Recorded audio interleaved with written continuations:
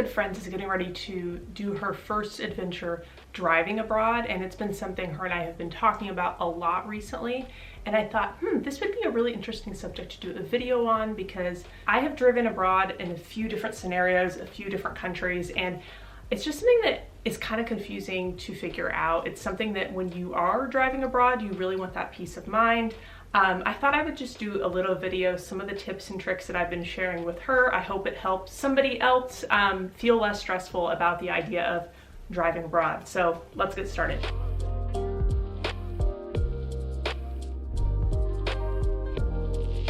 If you are new to this channel, my name is Melina.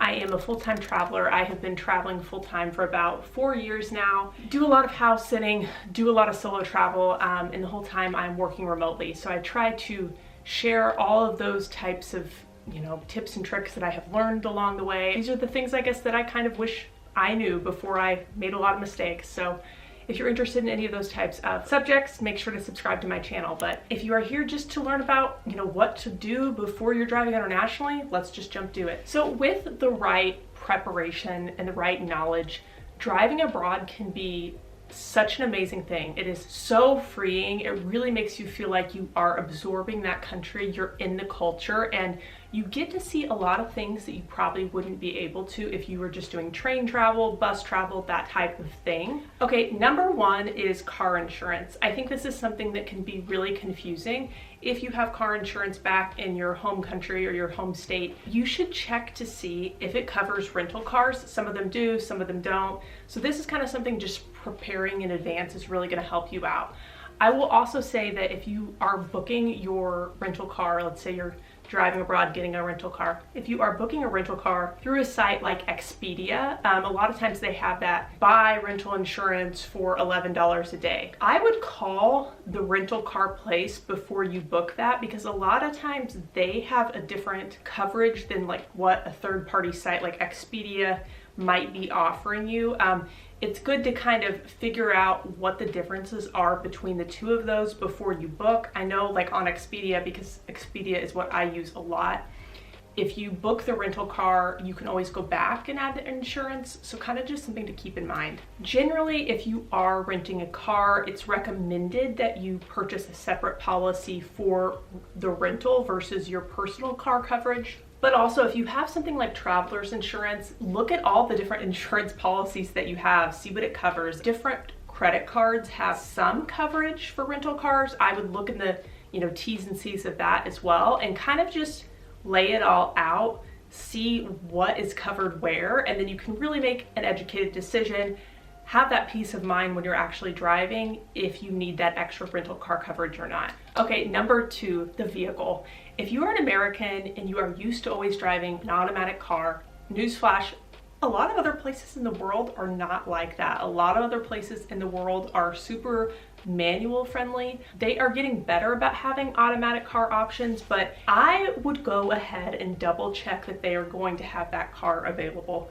Book it online, give them a call and say, hey, just want to let you know, I definitely need an automatic car. I just want to make sure that that's going to be available that day. It might be a little extra to do that, but I feel like it's so worth it just to be sure, especially if you can't drive a manual car. That could really put a damper in your whole trip. I mean, just be prepared.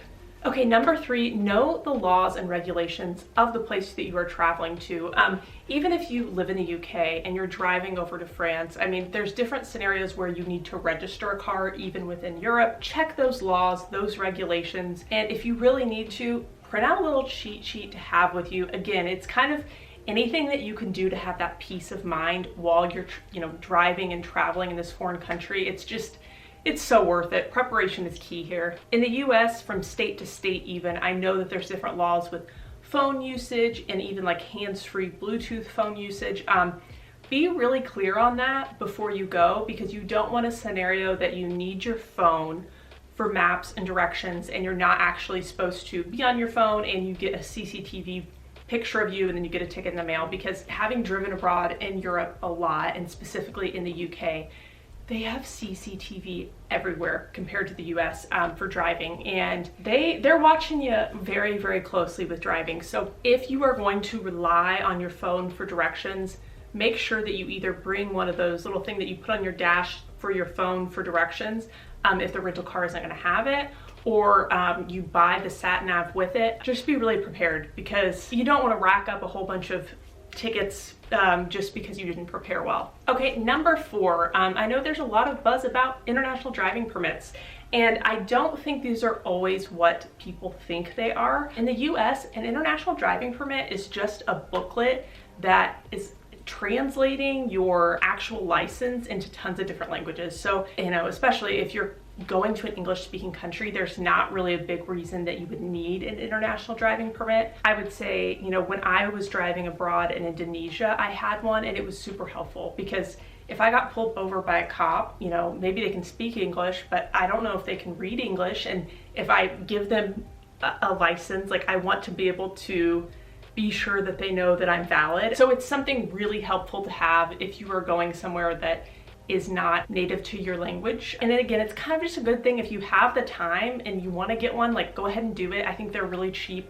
You can get them, I know, in the US at like AAA's. I think you can probably get them at the license branch as well. I'll have to double check on that. Okay, something else that always throws me for a loop no matter what is the road signage. I mean, every country, the road signage is just a little bit different, and you inevitably will come across the sign and think, what does that mean? Like, what? I have no idea. Some of these are just wild. Like, how can somebody possibly stop and be able to do all the directions for this while they're driving? Like, it's just crazy. And also, this looks like a sticker they just put on there.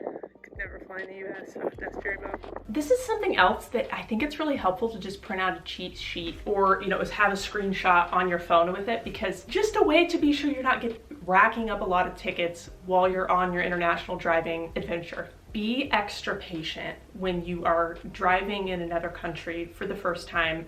You really need to adapt your driving style. I mean, I am always a grandma driver no matter what, and that is kind of the advice that I would say here. Like, you really need to be not aggressive at all. You need to be very patient. Just be extra careful. Always a good idea. Let those aggressive driver tendencies just take a back seat. Okay, this is another one that I don't think people think of a lot, and this is something, for me, it has been a lot of trial and error with getting gas. Like, getting gas in every country is so different. I know when I was in Iceland house sitting, the car that the homeowners had that I used had 2 different types of gas. And the one gas they had was like E95, and it was super cheap, but you could only get that gas in certain locations within Iceland. I would say a lot of my confusion with getting gas in foreign countries have come from their individual prepay situations at the gas stations. Malta, it was very confusing as well. You had to like insert an amount, fill up your gas, and you couldn't get a refund unless somebody was actually there. So if you are driving for the first time, I would say get gas super early. Don't wait until you're right on E. Go to a gas station the first time that is really busy during normal business hours, so if you need help, you can get it, because if you don't have somebody there to help you out with, it is like, I mean, you could get stranded. So really plan in advance with that one. Okay, number 8, practice as much as you can. And I mean, this might not be something that is really that possible, but I've been in a lot of rental car pickup locations that are, you know, kind of close to the airport, but have like a lot of, you know, unbusy roads near them, because they're kind of like a back way to go. So if you can, try to practice on those roads a little bit, practice in the parking lot a little bit, get familiar with the car. I mean, if you're driving on the different side of the car than what you're normal to, try to get as comfortable as you can, especially before you're getting on an interstate. If you're going, you know, somewhere in Europe that has super small roads, that can be so stressful as well. Adjust, practice, not be stressed out. Prepare to not have service when you're lost. Seriously, because I remember when I was a kid, I was driving, or my mom was driving. We were in Ireland, and it was, I don't know, like, what, at least 15 years ago. We were lost like on the top of a mountain, and this was not the time, you know, you had all these downloadable maps and things on your phone. But this day and age, from my own experience since then being an adult driving by myself, before you take off on a trip, driving internationally or really anywhere that you're not familiar with, go to your Google Maps, download that area that you're going to be traveling, so that if you need to access that when you don't have service, you can still have that map. I mean, you can also go the route if you're more comfortable having, you know, a regular old-timey map, physical map as well. It's so nice to have, you know, that downloaded map when you really need it. Okay, number 10, just really ask yourself before you go on this trip, do you really need to drive? If you are going from city to city, is there really a benefit to driving a rental car yourself?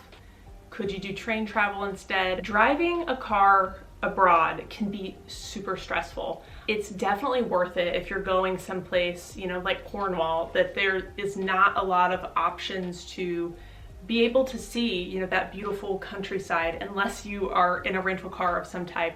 So there's definitely scenarios it's worth the trade-off, but a lot of times driving within a city center is just, you have to have certain permits for it.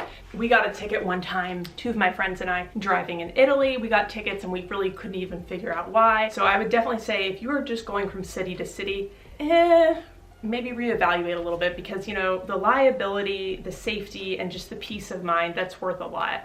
Okay, there you have it. Those are the tips and tricks that I wish that I would have known before I drove abroad for the first time.